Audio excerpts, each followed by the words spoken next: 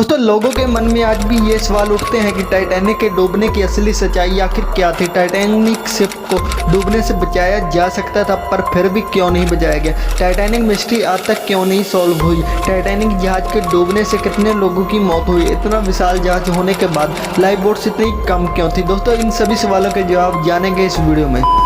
Though the day was cold, the unsinkable pride of the White Star Line left Southampton. She was commanded by Captain Smith, Commodore of the White Star.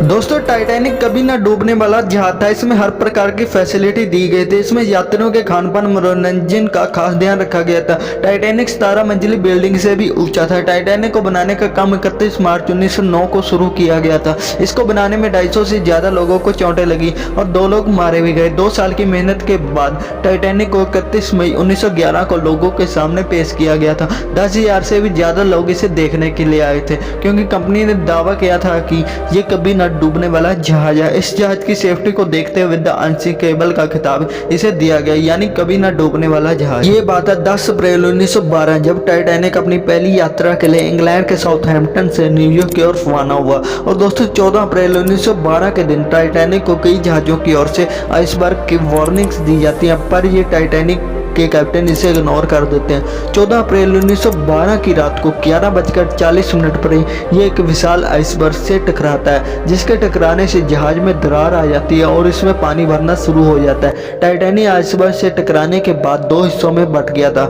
जिसको डूबने से अब कोई भी नहीं बचा सकता था। टाइटैनिक के कैप्टन कई जहाजों की ओर से मदद के लिए रेडियो सिग्नल्स भेजते हैं, पर कोई भी इनका जवाब नहीं देता। आखिर में टाइटैनिक को एक जहाज का सिग्नल आ जाता है, पर वो टाइटैनिक से 175 किलोमीटर की दूरी पर था और जिसको टाइटैनिक तक पहुंचने में 3 घंटे 30 मिनट का समय लग जाएगा। टाइटैनिक पर मदद के लिए कई फ्लैश भी चलाई जाती हैं, पर कोई भी जहाज मदद के लिए आगे नहीं आता। अब कैप्टन स्मिथ पैसेंजर को लाइफ बोट्स की मदद से बाहर निकालने का ऑर्डर देते हैं, मगर नियम के अनुसार सबसे पहले बच्चों और औरतों को सबसे पहले लाइफ बोट पर बिठाया जाएगा। टाइटैनिक पर मौजूद यात्री जरा भी चिंतित नहीं थे क्योंकि उनको लगता था कि ये जहाज तो अनसिंकेबल है, ये डूबने वाला थोड़ी ना। इसलिए जब पहला लाइफ बोट उतारा गया तब उस पर 65 लोगों की जगह 28 लोग ही सवार होते हुए।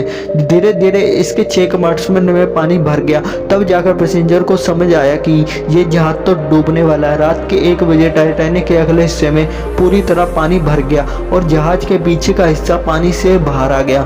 लोग अपनी जान बचाने के लिए एक दूसरे से लड़ने लगे क्योंकि इस जहाज पर लाइफ बोट्स बहुत कम थी और पैसेंजर 2200 से भी ज्यादा। और अब दोस्तों इस पर 20 लाइफ बोट्स ही बचे थे, जिन पर सिर्फ 1100 लोगों को ही बचाया जा सकता था।